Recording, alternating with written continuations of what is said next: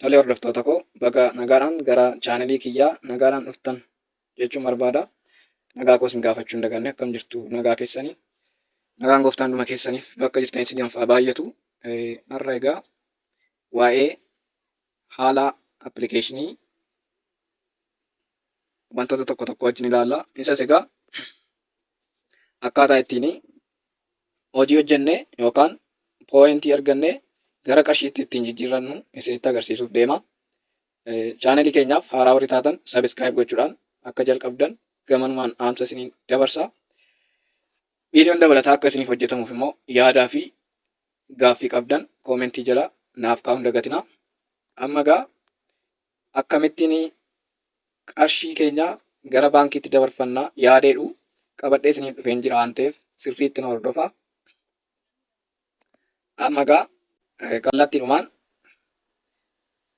gaafa appilikeeshinii kana banattanii mii kan jettu kana gara harka gadiitiin karaa harka mirgaa dhumarra jirti mii kan jettu kana xunna jechuudha. Erga ishee xunne pooyinti kan jedhutu jira. Asiin pooyinti kan jettu kuni pooyintis kan jettu jirti. Kan koo 1,100 fi 8,229 tuqaa 05 jedha. Amma egaa irraa baasuuf deema. Qarshii kana irraa baasuuf deemna waan ta'eef pooyinti kan jettu kana al tokkoon cuqaasa jechuudha. Isinis kanuma gootu yoo qabxiin keessan 1,100 ol gaheera taanaan pooyinti kan jettu kana hin cuqaasna. Sana booda bifa kanaan gara kanatti na fudhatee jira jechuudha. Kaash aawut kan jedhutu jira. Kaash aawut jechuun irra baafachuudhaaf qarshii keessan baafachuuf jechuudha. Exchange kan jettu jirti. Exchange isheen jettu kun immoo kaash aawutiin ishee kanadha. Exchange isheen jettu ishee kanadha. Pooyintii 10,000 gara kooyinii 9,000tti jijjiiruudhaaf kan itti fayyadamnudha. Tiraanisfeer isheen jettu kun immoo namoota kan birootiif dabarsuu yommuu barbaadnu yuuzar ID fayyadamnee namootaaf pooyintii erguu dandeenya jechuudha. Pooyintiin nuyi namootaaf erginu yoo xiqqaate 1,100 gahuu qabaa jechuudha. 1,100 gadi taanaan erguu hin dandeenyu. Kanaaf akka kanattidha. Kaash aawutii amma nuyi qarshii baasuu barbaadna waan ta'eef kaash aawut kan jettuun tuqa. Kaarensi taayipii kan jettu jirti. Kaarensi taayipiin immoo ishee kanadha. Maaliin akka baafachuu barbaadnu doolaara moo Itoophiyaa birriidha moo maalidha kan jedhu ilaallataa jechuudha. Kanaaf doolaariidhaan baayinaansii irratti fa'a buufachuudhaaf dabarfachuudhaaf baayinaansii keessanitti USDT irratti dabarfachuudhaaf hin dandeessu jechaadha. Isin akkaawuntii irratti barbaaddan sanaan galchitu. Amma egaa'anii qarshii Itoophiyaan barbaada waan ta'eef Itoophiyaa kan jettu barbaadna. Isinis Itoophiyaa kan jettu barbaaddu.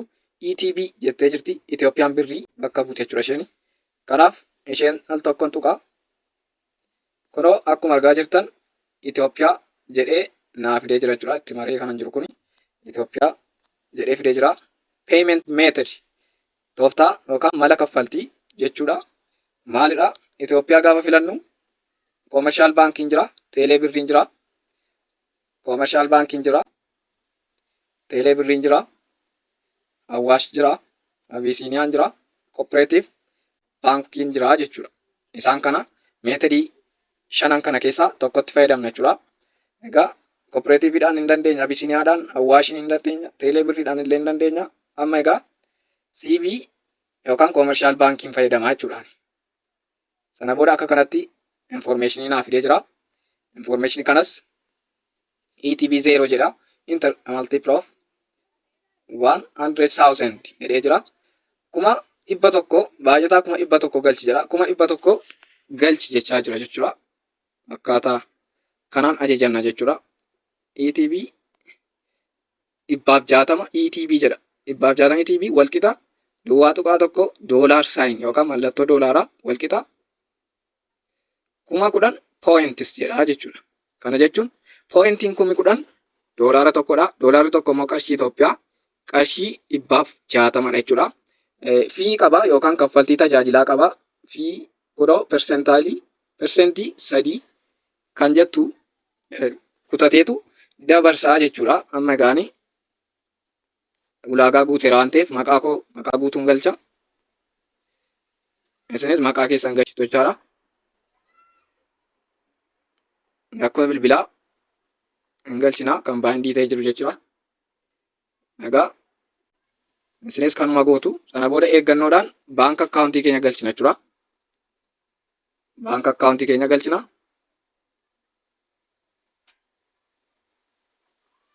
Baank akkaawuntii keessan baank akkaawuntii nambarii keessan yeroo galchitan irra deddeebitanii cheekii godhachuu hin dagatina. Nama kan biraatiif akka hin galchineefi jechuu kooti. Sana booda please enter amount kan jettu bakka kana jirti. Ishee dagadheen darbe. Bakka kanatti please enter amount. Enter the quantity kan jettu iddoo kana galchina jechuudha. Egaa gara gadii kanatti enter a multiple of 1000 jechaa jira waan ta'eef isaan lakkoofsa galchina jechuudha. Ani garuu all kan jedhu filadheera. 100,000 olii gaafan tuqu 100,000 ofii isaatii dan godhee jira. Sana booda lakkoofsa akkaawuntii koo suutedhee ergan cheekii godhadhee withdraw kan jedhu gara gadii kana kan jirtu kana nan tuqaa jechuudha.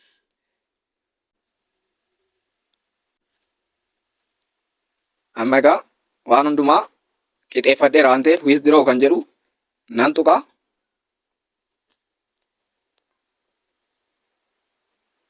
Sana booda koodii keenya piin koodii keenya kan mala kaffaltii keenya galchina jechuudha. Sana booda bifa kanaan verify nuuf godha. Persentii 3 gutatee qarshii 1,552 successful withdrawal jedhee jira jechuudha kan koo. Sana booda gara gadii kana kan jirtu got it jetti. Withdrawal amountiin 100,000 dha. Persentii 3 gutatee qarshii 1,552tu na qaqqabee jira. Gara akkaawuntii kootti ergamee jira. Yommuu inni na qaqqabu immoo an isinan beeksisa akkuma kana viidiyoon isinii hojjedha jechuudha. Sana booda got it kan jettu nan tuqa jechuudha. Isa dura the funds will arrive within 24 hours kan jettu gara gadii kana jirti. Ishee the fundiin kuni yookaan qarshiin ergame kuni sa'aatii 24 keessatti qaqqaba yaada jedhu of keessaa qaba. Isheen gara gadiitti itti mare kuni sa'aatii 24 keessatti qarshii keessan argattu jechuudha. Sana booda suuta jettanii got it kan jettu hin tuqnaa jechuudha. Bifa kanaan qarshii keessan gara akkaawuntii keessanitti ergattu jechaadha. Amma egaa akkuma isiniif himee ture poointii 100,000 doolaara 10tti kan tilmaamamu qarshii 1,552 akkaawuntii koo koomershaal baankiitti ergeen jira. Kan kootii ergeen jira. Duraan qarshii 900 wayiturra ture. Amma qarshii 552 gaafa itti dabalamu qarshii 2,000 wayii ta'uu qaba. Mee dhaqeen cheekii godha jechuudha.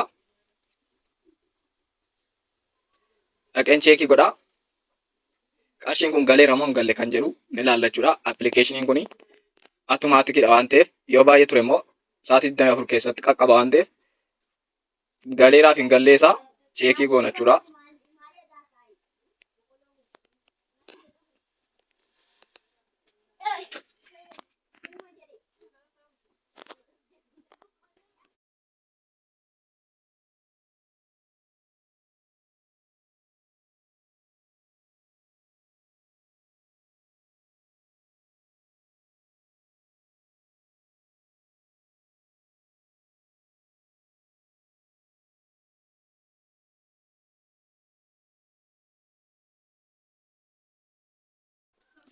Kono akkuma argaa jirtanii qarshii 1,552 akkaawuntii koorra galee jira jechuudha. Akka argaa jirtan kunoo kana fakkaata jechuudha. Baay'ee appilikeeshinii baay'ee automaatikii ta'edha. Irratti hojjechuudhaaf illee baay'ee gaariidha. Namoonni yaadaaf gaaffii qabdan koomentii jalanaaf kaa'uu dandeessu. Chaanalii kanaaf immoo haaraa warri taatan sabiskiraayib gochuudhaan maatii keenyatti akka dabalamtan gamanumaan dhaamsa isiniif dhaama. An kan isinii wajjin ture ani Indaalee Addaamuudha. Yaadaaf gaaffiif qeeqa qabdan hundumaa kallattiidhaas ta'e keessaanis naquunnamuu dandeessu. An kanumaan jedha viidiyoo itti aanu amma walitti deemnutti nagaan naaf tura. Ciao.